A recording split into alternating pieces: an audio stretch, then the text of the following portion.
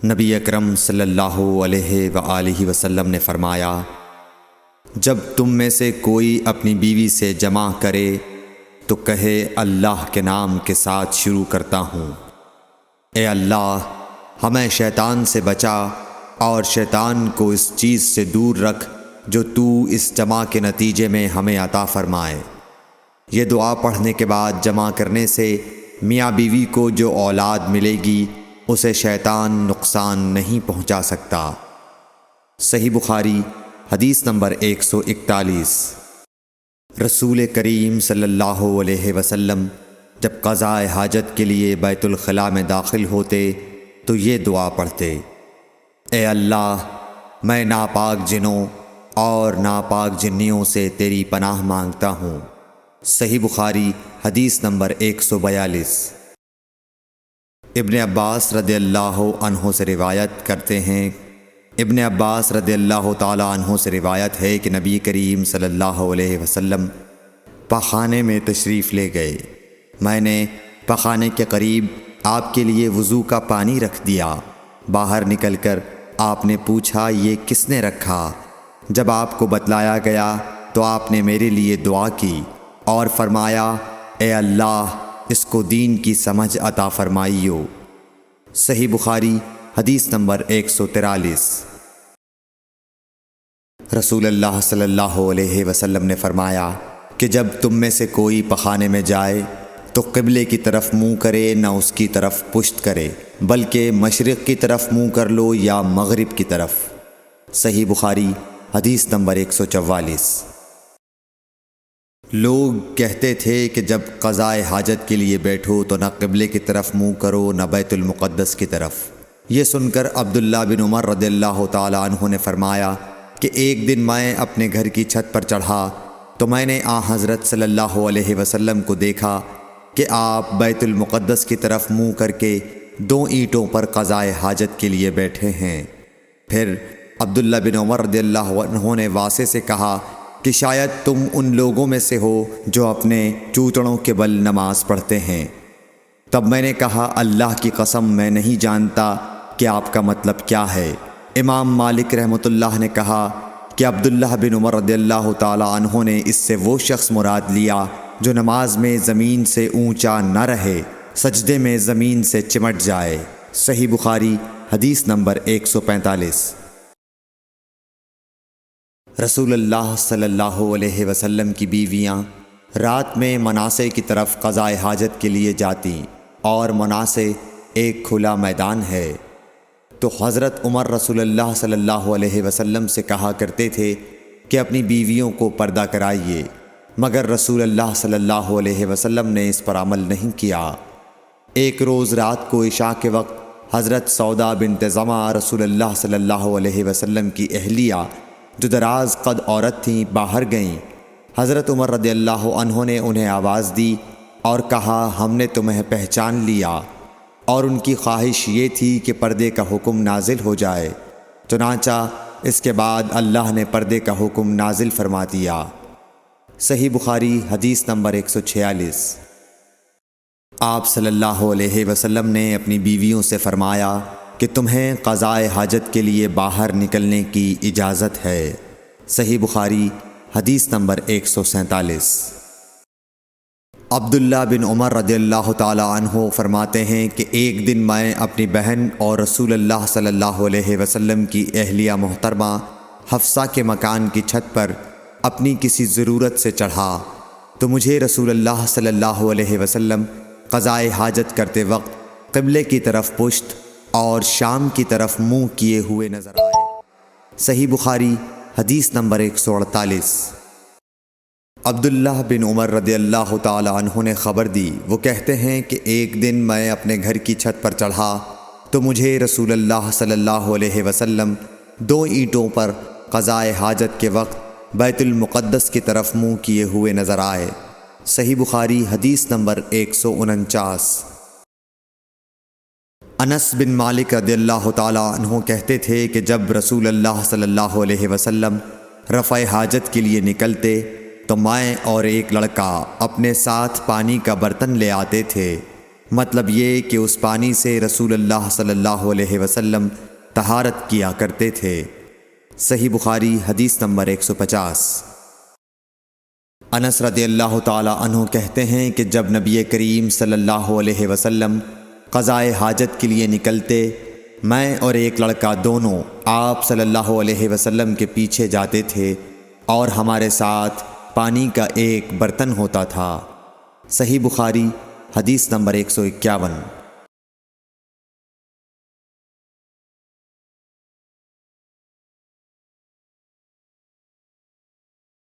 انس بن مالک کہتے تھے کہ رسول اللہ صلی اللہ علیہ وسلم پخانے میں جاتے تو میں اور ایک لڑکا پانی کا برتن اور نیزہ لے کر چلتے تھے، پانی سے آپ طہارت کرتے تھے۔ صحیح بخاری حدیث نمبر 152۔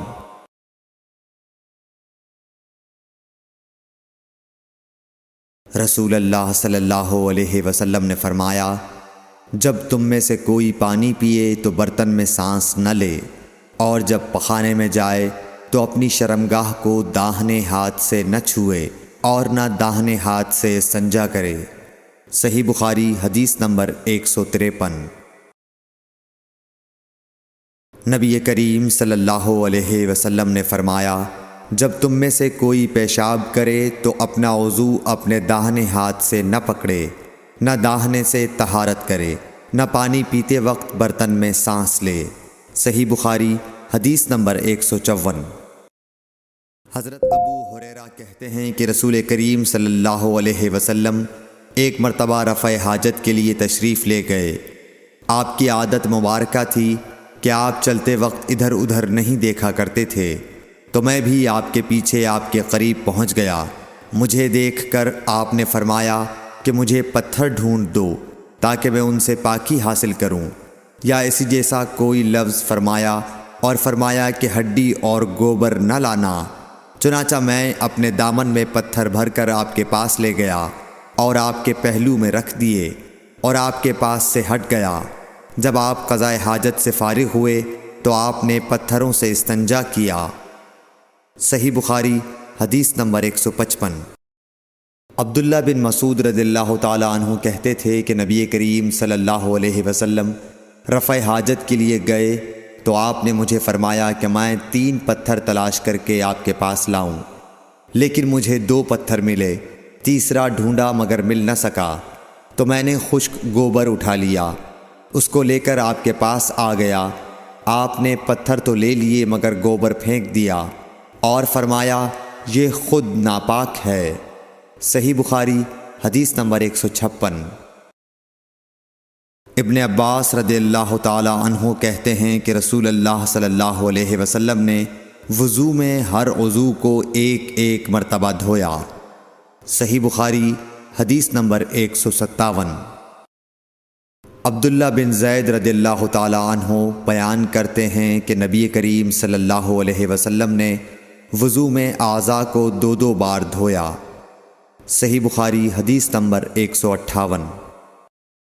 حضرت عثمان بن عفان رضی اللہ تعالی عنہ نے پانی کا برتن مانگا اور لے کر پہلے اپنی ہتھیلیوں پر 3 مرتبہ پانی ڈالا، پھر انہیں دھویا۔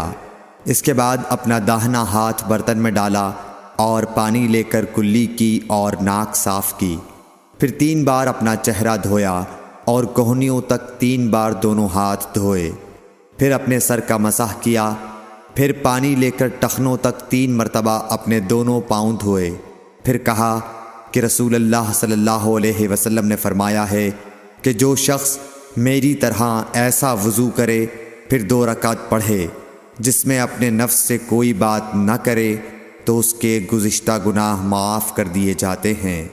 صحیح بخاری حدیث نمبر 159۔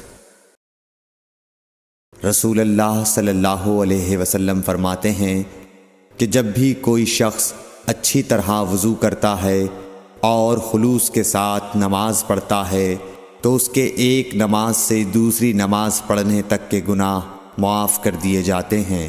صحیح بخاری حدیث نمبر 160۔ نبی کریم صلی اللہ علیہ وسلم نے فرمایا، جو شخص وضو کرے اسے چاہیے کہ ناک صاف کرے، اور جو پتھر سے استنجا کرے اسے چاہیے کہ طاق عدد یعنی 1، 3 یا 5 ہی سے کرے۔ صحیح بخاری حدیث نمبر 161۔ رسول اللہ صلی اللہ علیہ وسلم نے فرمایا کہ جب تم میں سے کوئی وضو کرے تو اسے چاہیے کہ اپنی ناک میں پانی دے، پھر اسے صاف کرے، اور جو شخص پتھروں سے استنجا کرے اسے چاہیے کہ بے جوڑ عدد یعنی 1 یا 3 سے استنجا کرے، اور جب تم میں سے کوئی سو کر اٹھے تو وضو کے پانی میں ہاتھ ڈالنے سے پہلے اسے دھو لے، کیونکہ تم میں سے کوئی نہیں جانتا کہ رات کو اس کا ہاتھ کہاں رہا ہے۔ صحیح بخاری حدیث نمبر 162۔ عبداللہ بن عمر رضی اللہ تعالی عنہ کہتے ہیں کہ ایک مرتبہ رسول اللہ صلی اللہ علیہ وسلم ایک سفر میں ہم سے پیچھے رہ گئے، پھر تھوڑی دیر بعد آپ صلی اللہ علیہ وسلم نے ہم کو پا لیا اور عصر کا وقت آ پہنچا تھا۔ ہم وضو کرنے لگے اور اچھی طرح پاؤں دھونے کے بجائے جلدی میں ہم پاؤں پر مسح کرنے لگے۔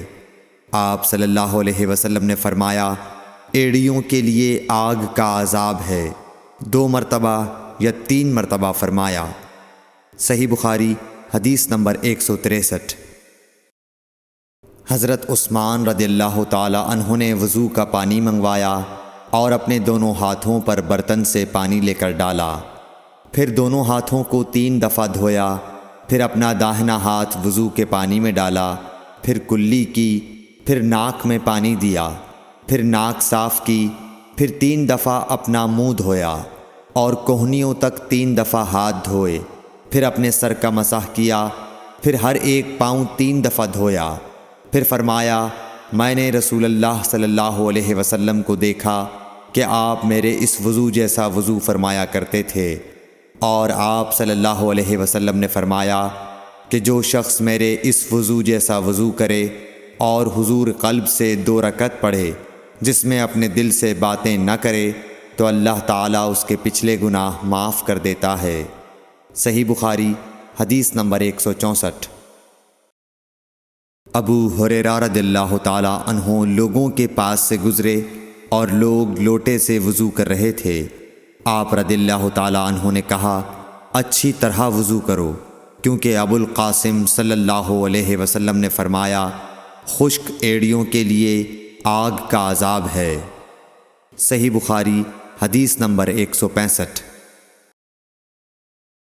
عبداللہ بن جریح نے عبداللہ بن عمر سے کہا، اے ابو عبد الرحمن، میں نے تمہیں 4 ایسے کام کرتے ہوئے دیکھا ہے جنہیں تمہارے ساتھیوں کو کرتے ہوئے نہیں دیکھا۔ وہ کہنے لگے، اے ابن جریح وہ کیا ہیں؟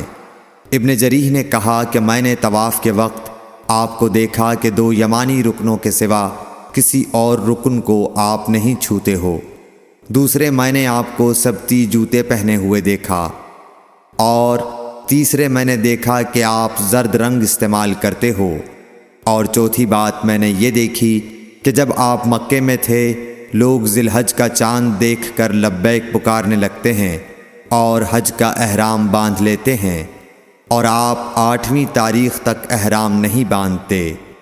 حضرت عبداللہ بن عمر رضی اللہ تعالی عنہ نے جواب دیا کہ دوسرے ارکان کو تو میں یوں نہیں چھوتا کہ میں نے رسول اللہ صلی اللہ علیہ وسلم کو یمانی رکنوں کے علاوہ کسی اور رکن کو چھوتے ہوئے نہیں دیکھا، اور رہے سبتی جوتے تو میں نے رسول اللہ صلی اللہ علیہ وسلم کو ایسے جوتے پہنے ہوئے دیکھا کہ جن کے چمڑے پر بال نہیں تھے، اور آپ انہی کو پہنے پہنے وضو فرمایا کرتے تھے، تو میں بھی انہی کو پہننا پسند کرتا ہوں۔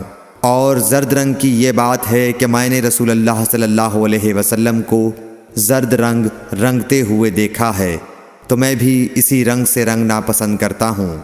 اور احرام باندھنے کا معاملہ یہ ہے کہ میں نے رسول اللہ صلی اللہ علیہ وسلم کو اس وقت تک احرام باندھتے ہوئے نہیں دیکھا جب تک آپ کی اونٹنی آپ کو لے کر نہ چل پڑتی۔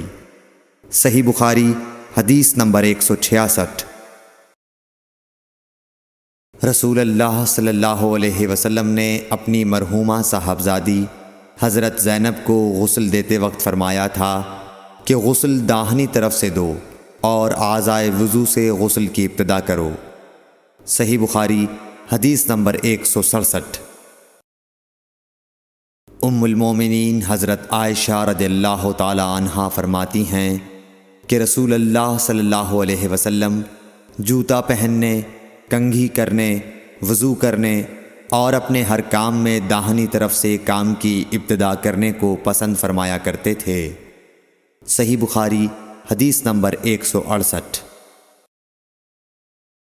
انس بن مالک رضی اللہ تعالی عنہ فرماتے ہیں کہ میں نے رسول اللہ صلی اللہ علیہ وسلم کو دیکھا کہ نماز عصر کا وقت آ گیا۔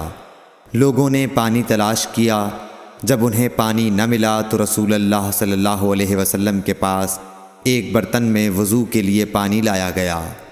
رسول اللہ صلی اللہ علیہ وسلم نے اس میں اپنا ہاتھ ڈال دیا اور لوگوں کو حکم دیا کہ اسی برتن سے وضو کریں۔ حضرت انس رضی اللہ تعالی عنہ کہتے ہیں کہ میں نے دیکھا کہ آپ کی انگلیوں کے نیچے سے پانی چشمے کی طرح ابل رہا تھا، یہاں تک کہ قافلے کے آخری آدمی نے بھی وضو کر لیا۔ صحیح بخاری حدیث نمبر 169۔ ابن سیرین کہتے ہیں کہ میں نے عبیدہ رضی اللہ تعالی عنہ سے کہا کہ ہمارے پاس رسول اللہ صلی اللہ علیہ وسلم کے کچھ بال مبارک ہیں جو ہمیں حضرت انس رضی اللہ تعالی عنہ سے یا ان کے گھر والوں کی طرف سے ملے ہیں۔ یہ سن کر عبیدہ نے کہا کہ اگر میرے پاس ان بالوں میں سے ایک بھی ہو تو وہ میرے لیے ساری دنیا اور اس کی ہر چیز سے زیادہ عزیز ہے۔ صحیح بخاری حدیث نمبر 170۔ رسول کریم صلی اللہ علیہ وسلم نے حجۃ الوداع میں جب سر کے بال منڈوائے تو سب سے پہلے ابو طلحہ رضی اللہ تعالی عنہ نے آپ کے بال لیے تھے۔ صحیح بخاری حدیث نمبر 171۔ رسول اللہ صلی اللہ علیہ وسلم نے فرمایا کہ جب کتا تم میں سے کسی کے برتن میں سے کچھ پی لے تو اس کو 7 مرتبہ دھو لو تو پاک ہو جائے گا۔ صحیح بخاری حدیث نمبر 172۔ رسول کریم صلی اللہ علیہ وسلم نے فرمایا کہ ایک شخص نے ایک کتے کو دیکھا جو پیاس کی وجہ سے گیلی مٹی کھا رہا تھا، تو اس شخص نے اپنا موزہ لیا اور اس سے پانی بھر کر پلانے لگا حتیٰ کہ اس کو خوب سیراب کر دیا۔ اللہ نے اس شخص کے اس کام کی قدر کی اور اسے جنت میں داخل کر دیا۔ صحیح بخاری حدیث نمبر 173۔